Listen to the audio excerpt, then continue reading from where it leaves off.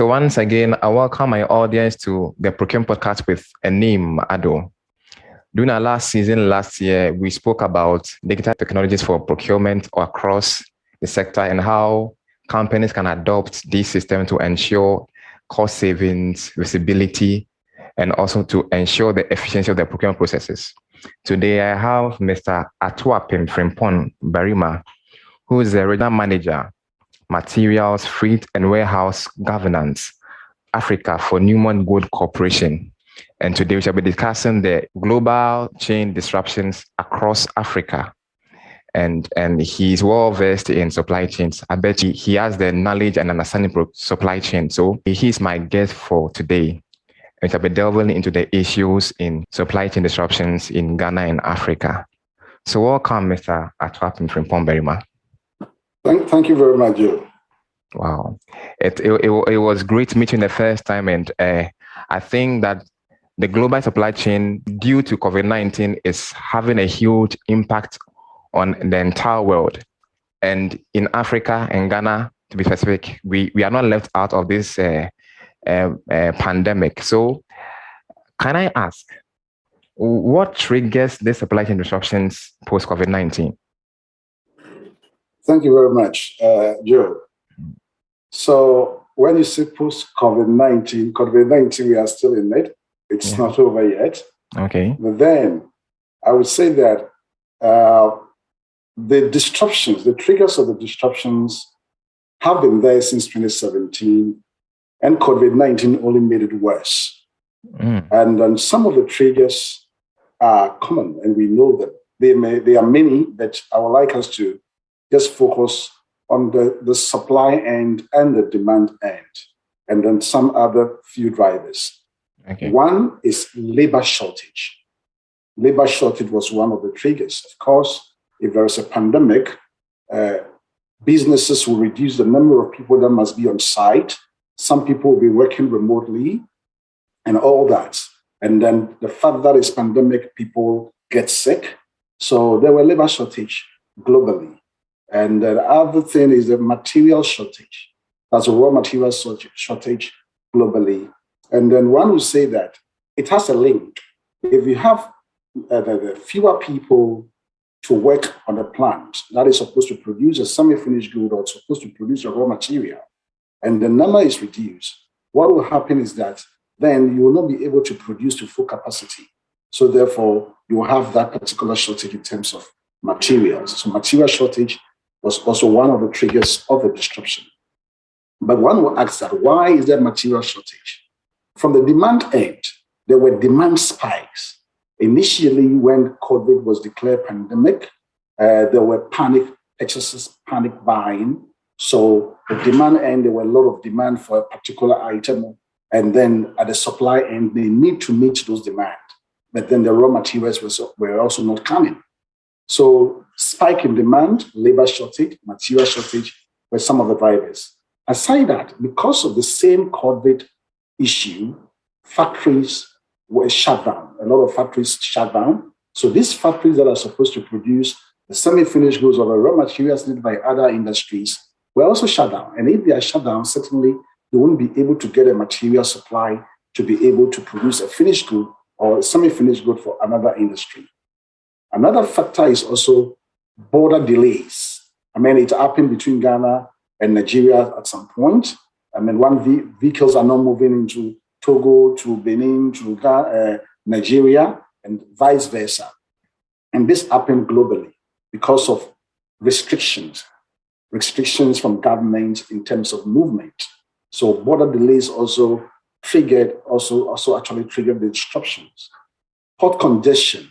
Globally, if you go to the US, there were a lot of ports, the bigger ports in the US, where vessels have to wait for days before they get opportunity to even get their containers offloaded.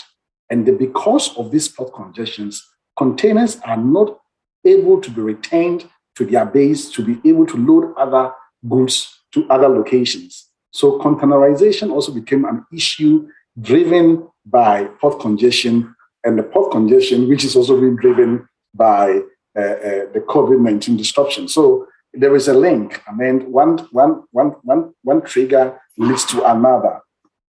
Transportation challenges. At a point, there were shortage of drivers in the US and also in the UK. And we've been purchasing from most of these countries as well into our part of the world. So, of course, if there are no movement of finished goods or raw materials from one location to the other, the supply chain will certainly be disrupted. So these are some of the triggers that we're giving birth to due to COVID-19. That's elaborate, but there's something that is very interesting here, and the issue is a labor shortage. How come we had labor shortage before the spike in disruptions in supply chain? Yes. So you see, before the disruptions, I mean, became immense or became extreme. Mm-hmm. When a pandemic is declared, certainly organizations will start taking measures, mm-hmm. and then governments will start taking measures. Of course, when the pandemic strikes, it's people who are getting sick. So in the most part of the world, of course, we import a lot from China. Yeah. Africans import a lot from China, even though our biggest trade partner is Europe. And Europe was also hit hard, especially Italy, Spain, Germany. And then the people were not going to work.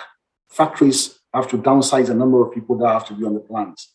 Some factories have to practically shut down, right? So if the people are sick and they are not coming to work, certainly you're going to have that experience of labor shortage. Wow. And the effect on supply of goods has been really, really great.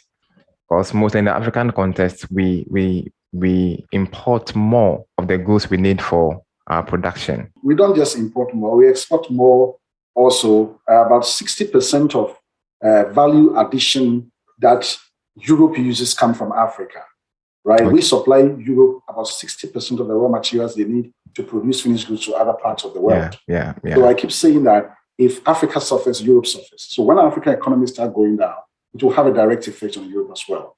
Wow, that's great. Wow. So I'd like to continue our discussion. So in the African context, what has been the effect of these disruptions currently? Yes, so it's a pandemic. So that means it's impacted the whole world. Yeah. And Africa is part of the world. Ghana is part of the world. Yeah. So we have our fair share of the positive and the negative effect. I don't want to see COVID as all being negative. And there are some positives too that we can actually talk about with regards to COVID. So one, I would say that before the disruption triggered by COVID-19, Africa countries' export growth average around 6.6%. That's before COVID. Pre-COVID, our export growth averaged around 6.6%. That was in 2019. And then,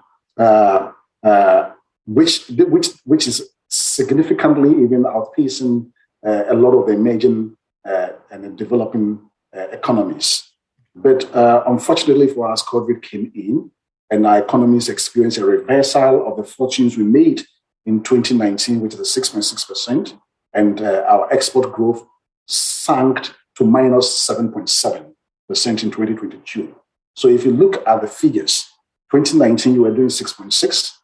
COVID came in 2020, you are doing minus 7.7. This is a direct and a severe impact on export. And of course, as you rightly said, we export to generate foreign exchange. We do a lot of export and then to be able to make money to run our economies. So that is one. The other aspect is that it is not only goods that suffered. Services suffered more than goods, and which a lot of people are not talking about. Because of restriction of movement, traveling, and whatever, the hospitality industry suffered a lot. People are not going to hotels. People are not going to restaurants because they've been locked down everywhere. People are not traveling. Tourism suffered and all those things. And all this generates some tourism in some African countries is what generates the highest of income. Foreign exchange for that economy. So economies in Africa that depends more on tourism suffered most because people were not allowed to travel because of travel restrictions and what have you. The other one, as we said earlier on in the we discussed in the first question. I think the first question has to do with the goods. There were constraints of raw materials and part availability for production. And certainly, if there are no production going on, businesses have to lay some employees off. So even people suffered. People suffered. They lost their jobs. People lost their jobs, and all of you. And as people lose their jobs, when commercial activities go down, you expect the GDP also to drop, because it's these people, the work that they do day in, day out is actually what cushions and then fuels our GDP growth. So just after the COVID and the disruption started, IMF projected a fall of 3% GDP for African countries, and the World Trade Organization also a drop in trade. Export was 13% drop, and imports dropped by 32%. And this is where I have most interest. If you look at the figures, our exports dropped by 13%, but our imports also dropped by 32%. Imports, that means we are not importing. So if we are not importing and it's dropped by 32%, the question is that, is it an indication that Africa can be reliant? Africa can actually depend on ourselves without necessarily importing. You see, because for COVID, for reasons of COVID, you are not importing, and you were able to do away with 32% import. It means that, so the question is that, how were we able to close that gap internally? It's another area that I think we have to take as another topic to discuss in the future. The other thing also, the other thing I also mentioned earlier is that more than 60% of African value added in global export is said to be embedded in European production. So subsequently, the pandemic impact on Africa trade closely linked to the performance of European economies. So it is not only Africa that suffered. As Africa suffered, other continents also suffered, other economies also suffered. And also the lockdowns and the restrictions led to reduction in demand of some commodities. The lockdown, certainly people go out to drink beer, people go out, when they go out in the nightlife, they drink, take alcohol, they go to restaurants, they buy cigarettes and whatever. All these things saw a drop in production because there were lockdowns and people are not allowed to move about, to go and sit, social distancing and whatever. So the pickup in demand for goods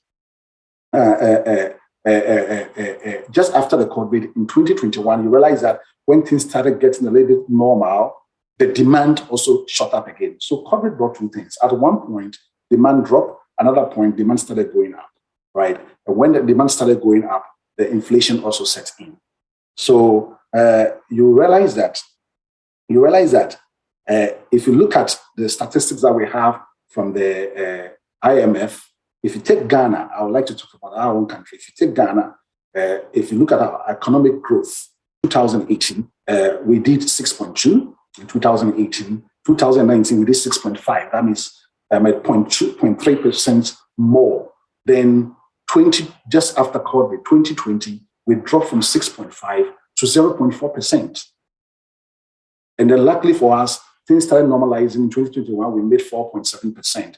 And hopefully we are looking at making 6.2. But if you look at 2019, which is 6.5, and 2020, which is 0.46, it is a very huge drop in growth. If you bring it to the consumer price inflation too, you realize that in 2018, we were doing 9.8% in terms of consumer price inflation.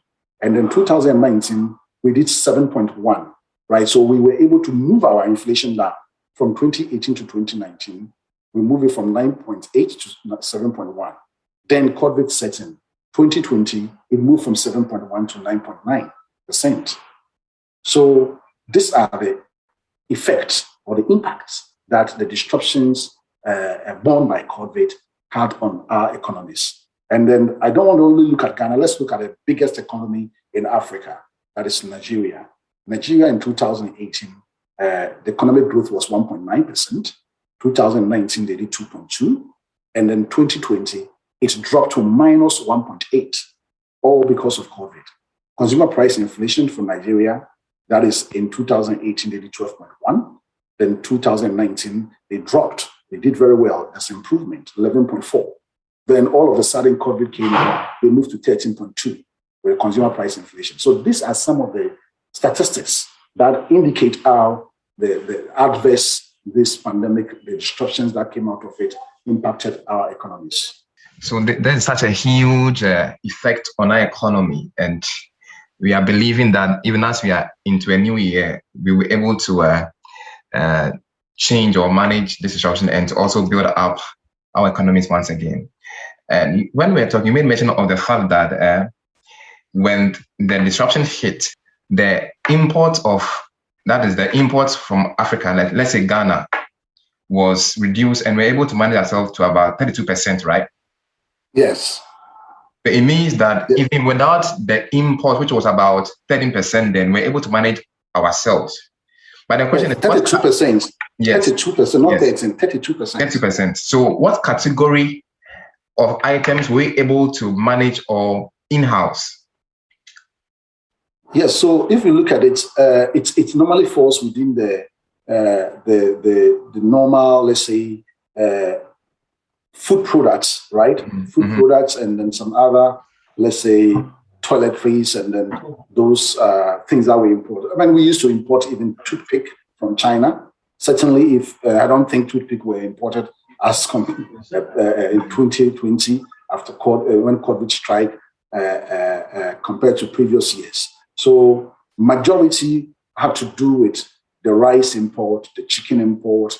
Where Ghanaians are very sensitive when it comes to diseases. So certainly, I remember when this SARS, whatever, chicken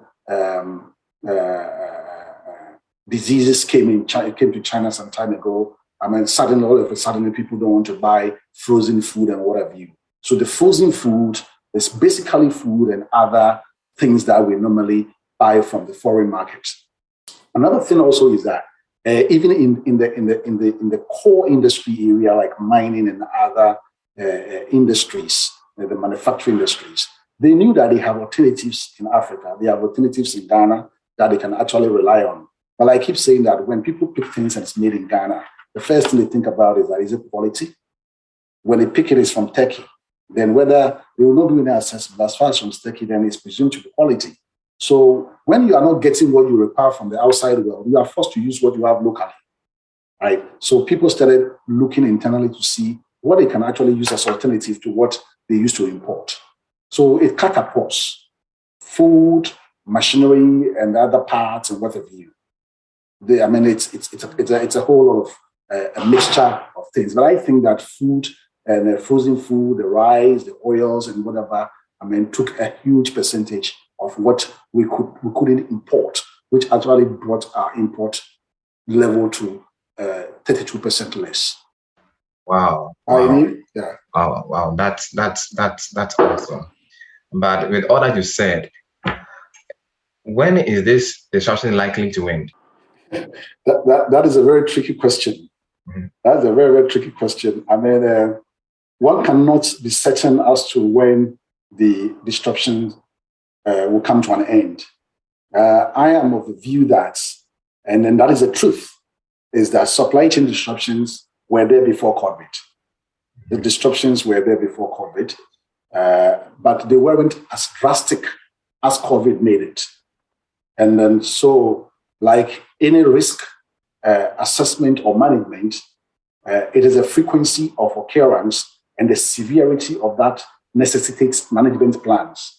So, you see everybody talking about supply chain, everybody putting measures to ensure that they are able to withstand the shocks that are being brought by COVID, the disruptions, is because of the severity. So the issues that we are seeing in supply chain, for me, are not new. They've been there. COVID made it worse. The disruption it will certainly come to an end. Everything that has a beginning has an end. It will come to an end, but no one can actually predict when. And then I would say that the disruptions could get worse before it gets better. What I think we need to think about is not when it will come to an end, but it is how to build resilience. How to build resilience. Because you can't tell whether it will come to an end tomorrow, next month, or this end of 2022. It could get worse. So I can't tell you when it will come to an end, but certainly what I can advise is that let's see how best we can build resilience to be able to withstand the shocks that this disruptions brings to us. Okay. And this moves me my next question. So then how then do we manage the supply risk in these times? Thank you very much. Thank you very much for that question. And before I answer that question, I would like to borrow the words of Peter Drucker. And he said that the greatest danger in times of turbulence is not the turbulence. It is the act. It is to act with yesterday's logic. And I want to repeat, the greatest danger in times of turbulence is not the turbulence. It is to act with yesterday's logic. How were we doing supply chain yesterday before COVID? Are we going to still employ the ways we were doing supply chain yesterday? If yes, then we are not going to be resilient. We'll be struck down by COVID and its disruptions. So what we need to do is that, I would say that let's look at our corporate strategy.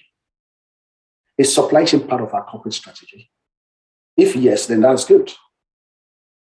We must make supply chain part of our corporate strategy. So from day one, before the year begins, we know what supply chain is supposed to bring on board to ensure the objectives and the vision of the business have been achieved. Some businesses believe that supply chain is a lifeline of the business. Some businesses also don't see it as that way. But I think that supply chain deserves to be in the boardroom. It deserves to be part of the corporate strategy. So we need to have supply chain as part of our own corporate strategy. The other thing is that when we develop our strategic map, where does supply chain sit? Supply chain must sit in and clearly define as to what supply chain is going to do, like what I said. And also, we must have an operating model. So we pick the corporate strategy and we see supply chain sitting in there. Then we drill it down to an operating strategy for supply chain for the business. Then we just don't leave it there, but the team that are in charge of supply chain, the entire team to the last member on the floor at the warehouse must understand the operating model that we are employing for a particular year to run our supply chain. And I call it wiring. We're supposed to be able to wire our employees to understand what supply chain stands for in our businesses. That is the first point. The other point to be able to withstand the disruptions and build resilience is leadership visibility of supply chain pipeline. The leadership must have visibility of whatever is happening from end to end, right? Not just visible. When people talk about visibility, what do you exactly want to? What should the leadership see? The leadership should not be seeing just everything from the warehouse to the category management to transport and on a high level. The managers will have a level that they will see, and it will feed into what the top management will see, and it will feed into what the regional leadership will see. So on a high level, let's say you want to see service level of critical materials, you want to see service level of routine materials, that is indicating that yes, material availability is there for production to go on. You want to see inventory turns, or you want to see how quick we are able to convert our PRs to POs and how they are able to be transmitted to vendors and vendor delivery performance. These are some of the things that leadership must have visibility of to be able to make an informed decision. The other one is supplier risk management. The supplier that you are dealing with, have you been able to assess the risk involved in dealing with that supplier? Now, it is not just your supplier from the tier 1 to tier 3. The supplier buys from someone. The supplier buys from someone. What is happening at the tier 3 supplier and what is happening at the tier 2 supplier? You must have some level of visibility of the risk that you are exposed to be able to develop a supplier management plan to mitigate the risk. So we must have a robust supply chain governance framework, which gives the leadership visibility of the pipeline, which also manages supply chain risk, and as well as also deal with compliance. The fact that we are in a pandemic state or we are in a disruptive state doesn't mean we don't have to follow processes. Processes and procedures must be followed. All we can do is to be innovative, to reinvent the processes, to actually reframe the processes to suit the current situation so that we can actually deliver value to our businesses and also be resilient to the pandemic.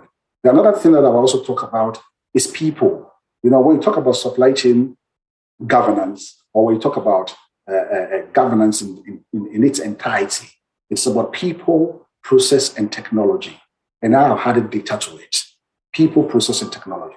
So we should be able to give our people the working tools that they need, reward and compensate them. Now, people will be working remotely. Do they have the tools that they need to work remotely? If your people do not have the tool to work remotely and you cannot keep them on site, then of course you'll be out of business. Training and capability development. We must always do well to train our people. Our supply chain people should not just be supply chain people who come to work every day and then just do the business as usual and leave. But the supply chain person, when he hears that there is an evergreen vessel as wedged in the Suez Canal, he should be able to start drawing insight how it will impact supply chain as far as their businesses are concerned. If he hears that a company, a third-party logistics company is going to be sold or is going to be acquired by another company, he has to start asking questions. How is this going to impact supply chain as a merger and acquisition? How is it going to impact supply chain? That's the kind of supply chain people that we need to have within our force to be able to be resilient to such disruptions. The other one is processes. Like I said, process innovation. How are you doing your forecasting? If the way you are doing your forecasting yesterday is the same way you are doing today, then you've missed it. You used to be doing 3 months horizon. Now maybe you have to do 6 months or even 10 months because you don't know what will happen tomorrow.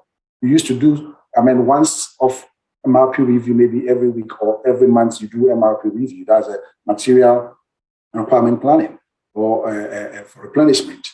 You may decide to do it twice weekly or even often than that to be able to know what actually need replenishment, to be able to convert PRs into PO to get those items. You also have to think about your requisition to pay optimization, from requisition of an item to creation of PR, to converting to PO, to delivery by the vendor, good receipt and what have you, and payment. How have you streamlined your process to make it seamless, to make it smooth without any disruptions, adding on to the already disruptions that we have? Another thing that we also have to think about is that supply chain subdomains, that are sub-functions and end-user function collaboration. Supply chain is a service function. We don't serve our own. We serve other people. We serve other functions. We need to strengthen the collaboration we have with them to be able to quickly identify their needs and convert them into purchase orders for them to, or service orders for them to actually get what they need. The other thing is a data-driven supply chain management. The days where we do gut feeling supply chain is no more. Now we have to use data to make an informed decision, and not just data, but data availability and quality. How quality is the data that we have? How can we draw insight from the data to make an informed decision? Data accessibility and utilization. Sometimes the data will be there, but people cannot access it. And those who are able to access it are not able to utilize it because they don't have that knowledge to be able to draw insight from data. So these are some of the things that we have to actually do to be resilient to supply chain. The last but not the least is supply chain enterprise resource planning systems. We must invest in ERPs because, the manual way of forecasting, the manual way of doing things will delay us and also will make us vulnerable in times of disruptions or in these current times in which we are. So supply chain metrics and KPIs, trends, visibility. Those days where we have to pick a notebook or Excel sheet and look at stock on hand, look at consumption trend and whatever, is gone. Now people have been able to integrate Tableau to SAP, integrate Oracle to Power BI. So we are able to have on the spot live data of how consumption trend looks like, of how turnover looks like, of how service levels look like, of how obsolete materials are trending. We need to invest in ERPs because when we do that, that will improve efficiency. It will improve planning and reporting. And it will also help us to standardize our processes and improve workflows. So for me, I think these are the core things that we need to do to be able to build resilience in this time of disruption and also COVID-19. Thanks for such an elaborate view on how we're able to manage the supply chain risk. But I want to ask my final question. Are we doing well as a country in empowering our local suppliers? Yes, one will say yes, one will say no. But if you look at just because, a lot of the big businesses are now building local suppliers. If you go to the manufacturing industry, if you go to the mining industry, they are building a lot of local suppliers because of local content. If you go to oil and gas, the same way. Now, most of the 3PLs are third-party logistics companies when it comes to services. They are running it for the oil and gas and the mining companies. Procurement are being done locally. They are target sets for oil and gas and mining and other industries to, for local purchases. So we're doing well in that direction because law demands that. Aside that, the no aspect is that Ghanaians have become so used to import for a very long time.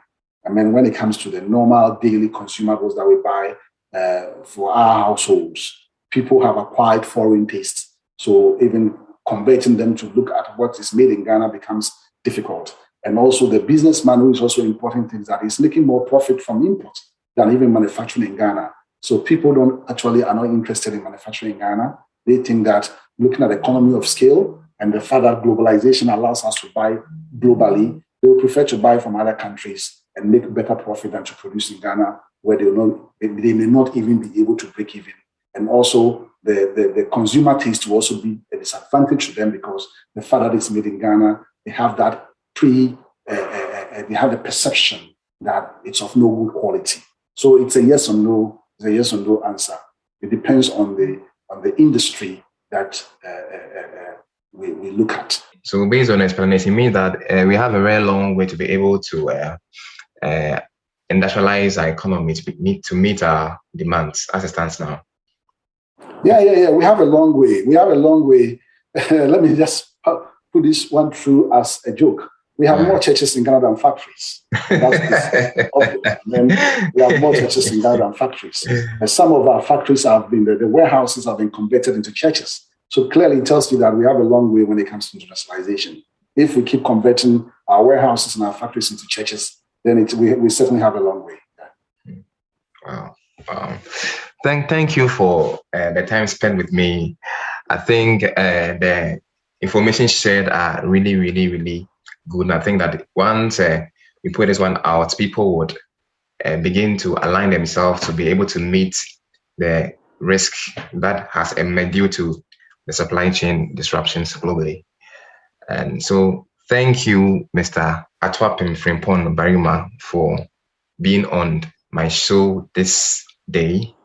We would like to host you some other time to discuss much more deeper issues regarding to the supply chain, as that's your field, and also governance issues in the procurement supply chain. I think that's a very key aspect that you have much interest in.